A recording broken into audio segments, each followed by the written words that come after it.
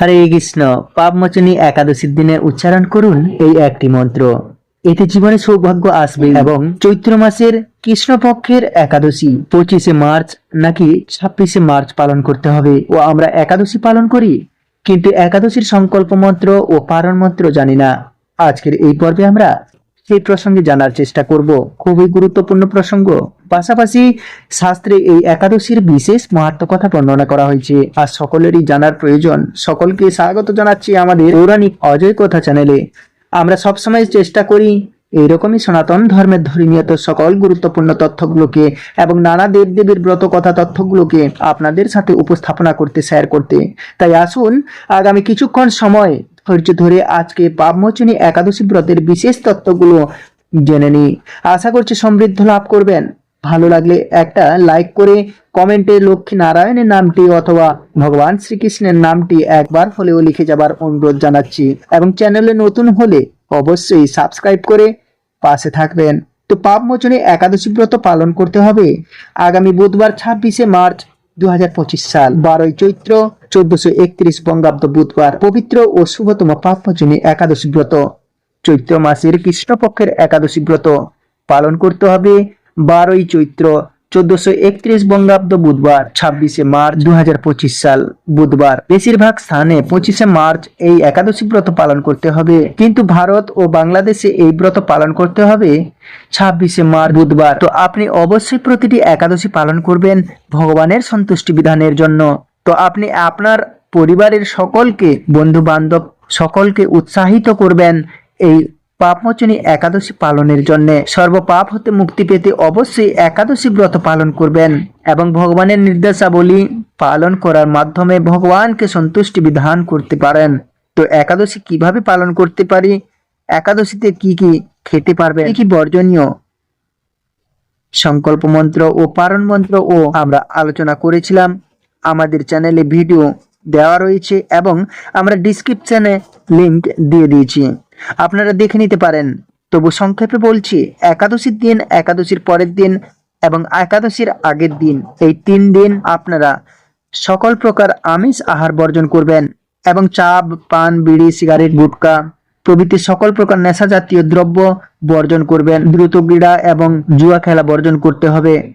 অবৈধ সম্পর্ক বর্জন করতে হবে। মিথ্যা কথা বলা, মিথ্যা ভাষণ বর্জন করতে হবে। পঞ্চরবি শস্য ভুলেও এই দিন গ্রহণ করা যাবে না। এদিন খোর কর্ম বর্জন করবেন। দাড়ি শেভ করা, নখ কাটা, মাথা গায়ে তেল সাবান লাগানো যাবে না। পরনিন্দা পরচর্চা বর্জন করতে হবে।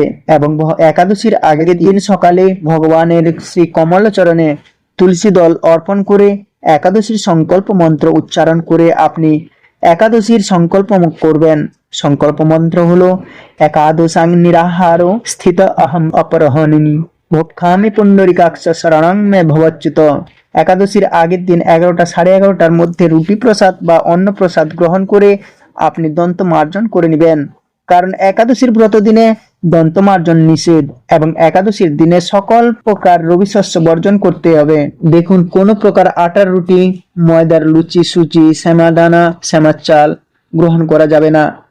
কাউনের চালও গ্রহণ করা যাবে না। হরলিক্স গ্রহণ করা যাবে না। সকল প্রকার রবি শস্য বর্জন করতে হবে।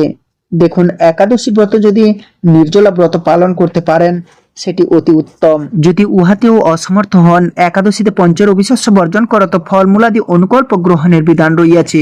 সমর্থ পক্ষে রাত জাগরণের বিধি আছে। পাপমোচনী একাদশীর মাহাত্ম্য। যুধিষ্ঠির শ্রীকৃষ্ণকে বললেন, হে জনার্দন, চৈত্র মাসের কৃষ্ণপক্ষের একাদশীর নাম ও মাহাত্ম্য কৃপা করে আমাকে বলুন। শ্রীকৃষ্ণ বললেন, হে ধর্মরাজ যুধিষ্ঠির, আপনি ধর্ম বিষয়ক প্রশ্ন করেছেন। এই একাদশী সকল পাপ থেকে নিস্তার বা মোচন করে বলেই পবিত্র একাদশী তিথির নাম হচ্ছে পাপমোচনী একাদশী। রাজা মান্ধাতা একবার লোমস মুনিকে এই একাদশীর কথা জিজ্ঞাসা করেছিলেন। তার বর্ণিত সেই বিচিত্র উপাখ্যানটি আপনার কাছে বলছি, আপনি মনোযোগ দিয়ে শ্রবণ করুন। প্রাচীনকালে অতি মনোরম চৈত্র রথ পুষ্প উদ্যানে মুনিগণ বহু বছর ধরে তপস্যা করতেন। এক সময় মেধাবী নামে এক ঋষিকুমার সেখানে তপস্যা করছিলেন। মঞ্জু ঘোষা নামে এক সুন্দরী অপ্সরা তাকে বশীভূত করতে চাইল, কিন্তু ঋষির অভিশাপের ভয়ে সে আশ্রমের 2 মাইল দূরে অবস্থান করতে লাগলো।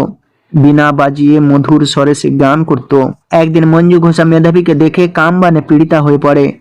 এদিন ঋষি মেধাবী ও অপ্সরার অনুপম সৌন্দর্য দেখে মুগ্ধ হন। তখন সেই অপ্সরা মুনিকে নানা হাব ভাব ও কটাক্ষ দ্বারা বশীভূত করে। ক্রমে কাম পরবশ মুনি সাধন ভজন বিসর্জন দিয়ে তার আরাধ্য দেবকে বিস্মিত করলেন। এইভাবে অপ্সরার সাথে কাম ক্রীড়ায় মুনির বহু বছর অতিক্রান্ত হলো। মুনিকে আচার ভ্রষ্ট দেখে সেই অপ্সরা দেবলোকে ফিরে যেতে মনস্থ করলো।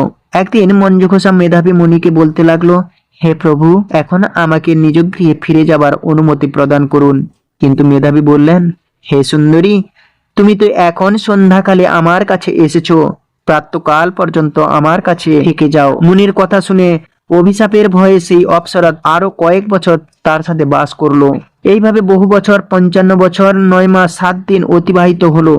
দীর্ঘকাল অপ্সরার সহবাসে থাকলেও মেধাবীর কাছে তা অর্ধরাত্রি বলে মনে হলো।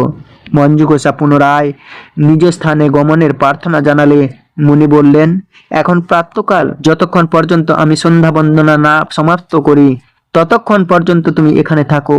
মুনিবর কথা শুনে ঈষৎ হেসে মঞ্জুঘোষা তাকে বলল, হে মুনিবর, আমার সহবাসে আপনার যে কত বছর অতিবাহিত হয়েছে তা একবার বিচার করে দেখুন। এ কথা শুনে মুনি স্থির হয়ে চিন্তা করে দেখলেন যে তার 56 বৎসর অতিবাহিত হয়ে গেছে।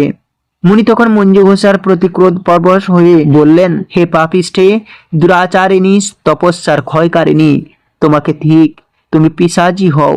মেধাবীর সাপে অপ্সরার শরীর বিরূপ প্রাপ্ত হলো। তখন সে অবনস্তক মস্তকে মুনির কাছে সাপ মোচনের উপায় জিজ্ঞাসা করলো।